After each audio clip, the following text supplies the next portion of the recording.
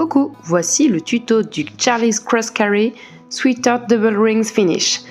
Pour ce fancy finish ou finition fantasy, j'ai choisi une écharpe double face, donc une couleur différente et très contrastée sur chaque face, parce que c'est plus simple à suivre lors du tuto et je trouve ça vraiment joli comme effet bigarré.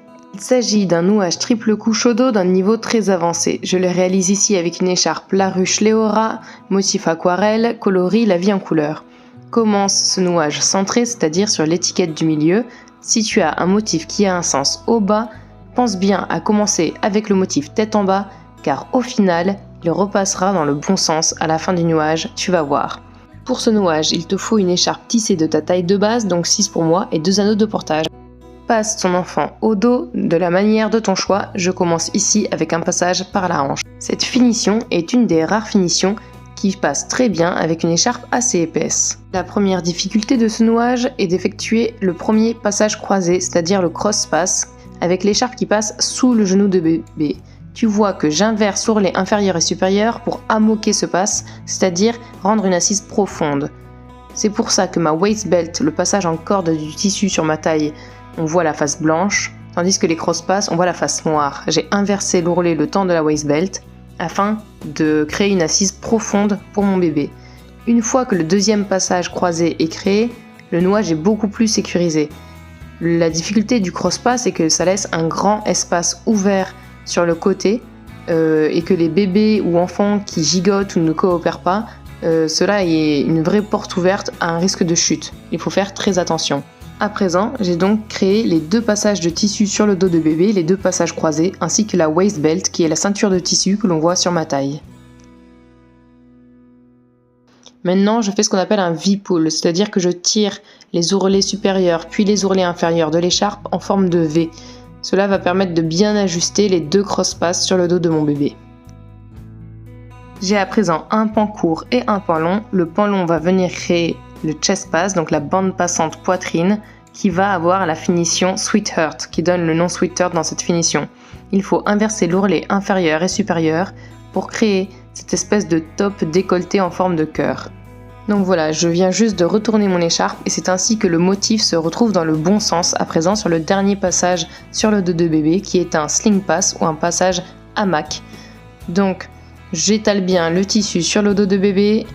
Et là, je vais travailler sur la bande passante et la finition Sweetheart, parce que comme vous voyez, ça ne ressemble à rien pour l'instant.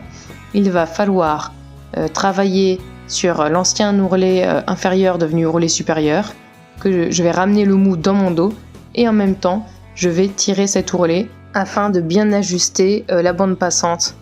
Donc, je fais ça sur l'ourlet supérieur qui est l'ancien ourlet inférieur, je fais la même chose sur le nouvel ourlet inférieur qui est l'ancien ourlet supérieur, et je façonne en forme de cœur.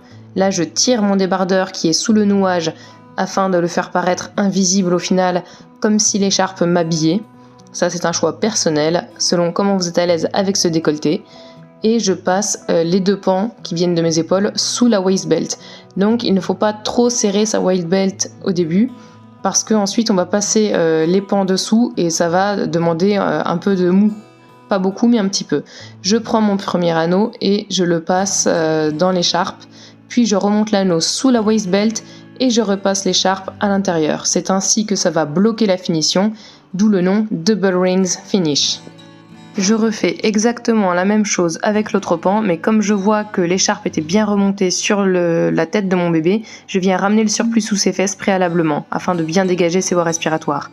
Puis, je passe ce pan qui vient de mon épaule sous la waist belt. Donc vous voyez que j'ai un pan à face noire, un pan à face blanche. C'est toujours lié au passage que j'ai fait sur le dos du bébé. Je prends le deuxième anneau et j'effectue la même opération. Je le passe dans le pan, sous la waist belt et ensuite je repasse le pan dans l'anneau. Pour une belle finition, je vais écarter ces 2 pans le plus possible en fait en faisant coulisser l'anneau sur la waist belt afin de bien dégager la zone du décolleté en fait de la finition Sweetheart. Grâce aux anneaux, je peux également bien resserrer mes passes en faisant un pli par pli et j'ajuste donc la position des pans avec la position du Sweetheart. Là, je ramène le mou de mon passage sur le dos de bébé et je refais un pli par pli à travers l'anneau c'est un peu comme un nœud coulissant, ça m'aide vraiment à resserrer et à bloquer la tension dans mon tissu. Et là, tu vois que je fais le dernier fignolage parce que le fancy finish c'est beaucoup ça, c'est beaucoup de petits ajustements vraiment pour l'esthétique en fait. Le nouage est déjà sécuritaire mais pour l'esthétique voilà.